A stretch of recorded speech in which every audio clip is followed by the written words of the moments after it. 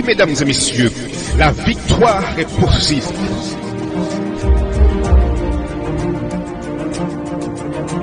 Ne perdez pas espoir.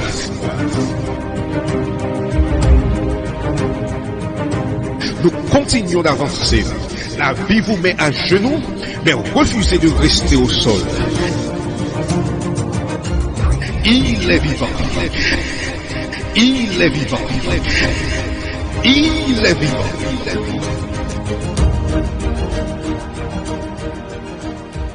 Mesdames et messieurs, RJV vous présente votre conférence biblique Voici ton Dieu.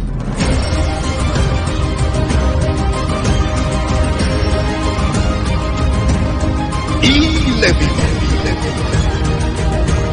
Bien, mesdames, messieurs, chers auditeurs, c'est avec joie que nous vous adressons un cordial salut en Jésus-Christ notre Sauveur. Et nous sommes heureux de nous retrouver auprès de vous et avec vous pour poursuivre notre série de causeries sur ce thème parlant, l'espérance fait vivre. Mais notre première série a comme sous-thème, c'est l'espérance dans un monde de crise. Et notre troisième réflexion, notre troisième sujet, l'espoir au-delà de la violence conjugale. Elle est bien la suite de la seconde qui nous parlait de la souffrance. Nous allons en quelque sorte aller un petit peu plus à fond au sujet des souffrances que nous subissons. Et nous vous invitons à prier juste avant de rentrer dans le vif du sujet.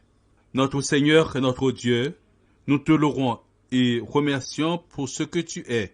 Tu es le Tout-Puissant, notre roi des rois. Tu es le Dieu de l'espérance. Alors que la planète est en peine, et nous désirons vivement, Seigneur, que tu sois auprès de chacun de nous et jette un regard favorable sur notre monde et aussi sur chacun de nous.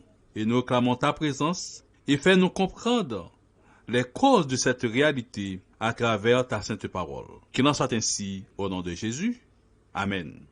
L'espoir au-delà de la violence. La violence se définit comme suit, du latin violentia, abus de la force en opposition à la persuasion ou la conciliation. Dans notre texte de Romains 8, verset 18, l'apôtre Paul déclare ce qui suit. « J'estime en effet que les souffrances du temps présent ne sont pas comparables à la gloire que Dieu nous révélera. » Selon la version française courante. J'estime en effet que les souffrances qu'hommes et femmes subissent aujourd'hui ne sont pas comparables à la gloire que Dieu leur révélera, nous révélera. Et dans Ézéchiel 22, le verset 10, il est dit ce qui suit.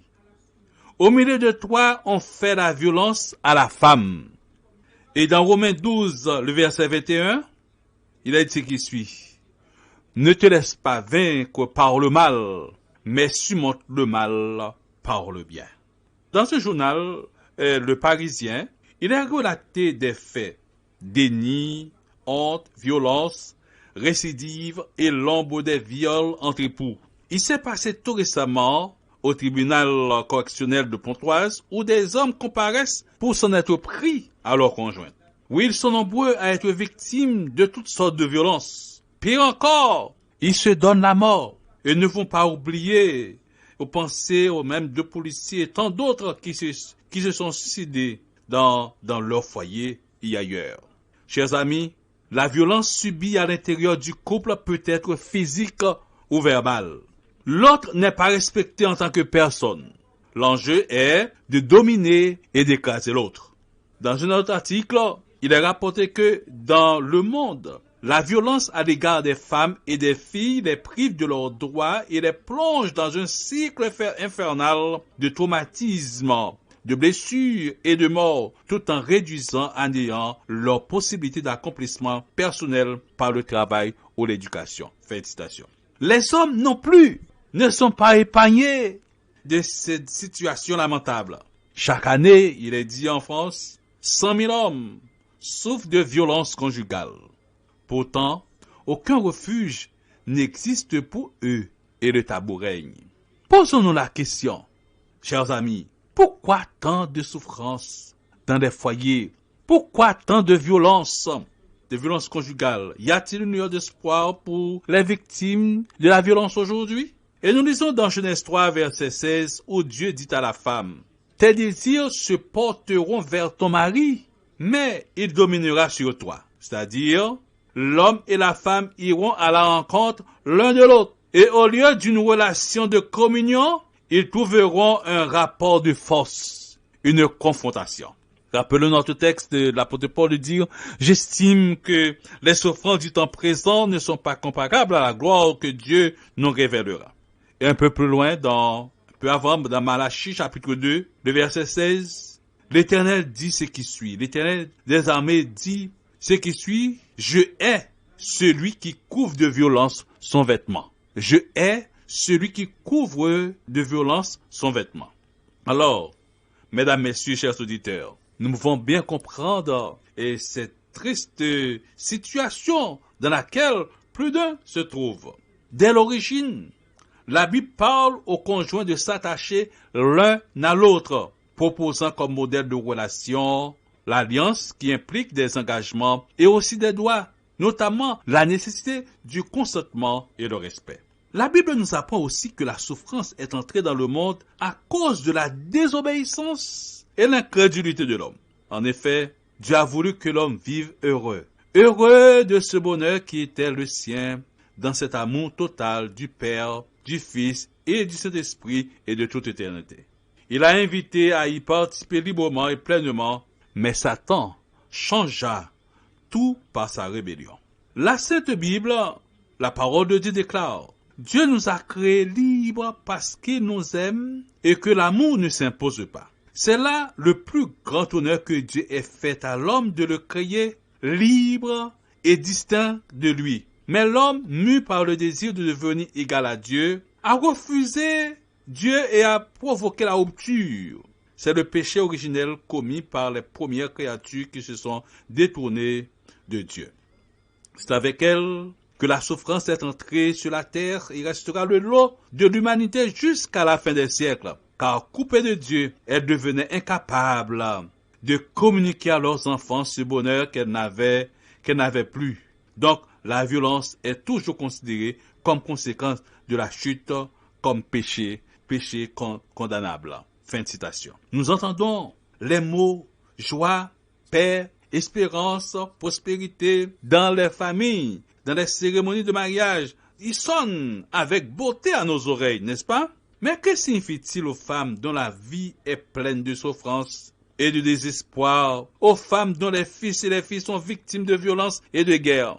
Comme nous pouvons avoir de l'espoir? Comment pouvons-nous avoir de l'espoir quand, pour tant de femmes, chaque journée est assombrie par l'inquiétude et le désespoir? En quoi la violence à l'égard des femmes et des hommes battus est-elle un sujet important pendant la pandémie ou durant le COVID-19? Chers auditeurs, quelqu'un déclare que la violence à l'égard des femmes, la violence à l'égard des hommes battus constitue une violation grave des droits fondamentaux des femmes, peu importe ou comment les actes de violence sont commis. La violence à l'égard des femmes prend différentes formes et peut avoir de nombreuses conséquences négatives pour la santé des femmes et de leurs enfants. Ensemble, mesdames, messieurs, luttons contre la violence.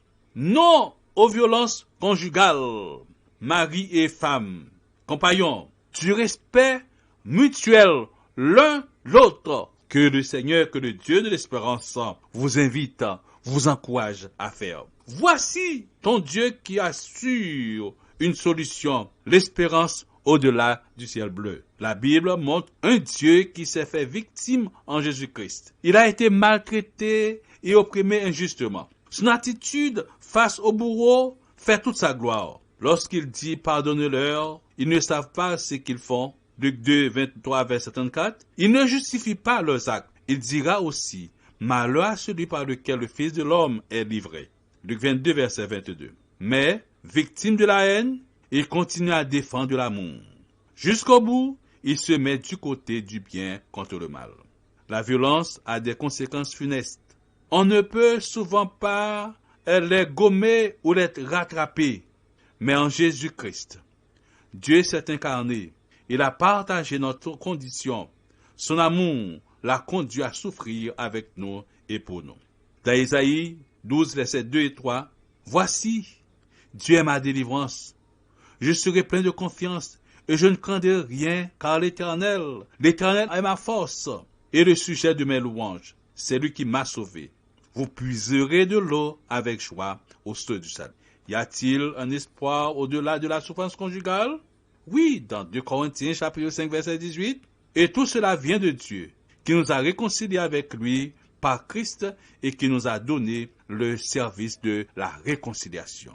La réconciliation est un remède, une espérance. Et dans verset 19 de Corinthiens 5, 19, « Car Dieu était en Christ, réconciliant le monde avec lui-même, sans tenir compte aux hommes de leurs fautes, et il a mis en nous la parole de la réconciliation. » Il faudrait attendre l'œuvre de réconciliation en Jésus-Christ pour une pleine restauration de ces relations de couple, au point que le couple et l'amour qui l'unit deviendra une des métaphores dans les épîtres pour décrire la relation de Christ à l'Église, selon George Knight. Aux victimes de la violence, aux victimes de violence, je veux dire enfin que je prie pour votre guérison intérieure. Selon Thibault, ajoute, Dieu est celui qui justifie. Son esprit est le consolateur. Il peut vous reconstruire. Il veut encore vous donner un avenir et une espérance. C'est un miracle qu'aucun discours ne peut opérer. Mais nous voulons réaffirmer que Jésus est venu guérir les cœurs brisés. L'Église existe aussi pour vous soutenir. Ne craignez pas, vous avez de la valeur à ses yeux. Vous avez de la valeur à nos yeux. La folie des hommes n'enlève rien à l'amour que Dieu aura toujours pour vous. Jésus, le seul espoir pour les couples. Jésus, le seul espoir de ces enfants en détresse, de ces enfants victimes de toutes sortes d'agressions. Chers auditeurs, auditrices, Jésus peut-il intervenir dans ta vie conjugale? Voici ton Dieu qui t'appelle. En cet instant, nous vous invitons à prier. Je vous invite à prier avec moi. Peut-être vous êtes découragé, vous êtes impuissant face aux problèmes dans votre foyer, dans votre couple, des problèmes financiers, des problèmes de santé. Mais demande au Seigneur Jésus en cet instant de prendre ta main. Oui, c'est un petit acte de foi. Prions. Seigneur, nous reconnaissons la réalité de la souffrance en moi et en nous et autour de nous. Aide-nous à accepter le plan de sauvetage que tu as mis en place pour la famille humaine, pour notre famille, pour ma famille, au nom de Jésus. Amen. C'était votre conférence biblique « Voici ton Dieu ». Si vous avez besoin d'un éclairage, si vous voulez connaître davantage, si vous avez une question, l'équipe « Voici ton Dieu » est à votre disposition. N'hésitez pas à nous contacter par WhatsApp ou SMS au 06 94 233 352, 06 94 233 352, ou alors par mail à evangiledevie.bible@gmail.com, evangiledevie.bible@gmail.com. Nous vous remercions de votre écoute et à bientôt sur RJV. Tout est noir autour de toi, tu cherches ton chemin, le cœur brisé, déchiré et découragé. Je sais ce n'est pas facile, je comprends ce que tu vis. Tu te crois abandonné à combattre une armée. Dieu a un plan pour toi, Dieu a un plan. Son amour est pur, son cœur est bon. Et souviens-toi toujours que Dieu a un plan.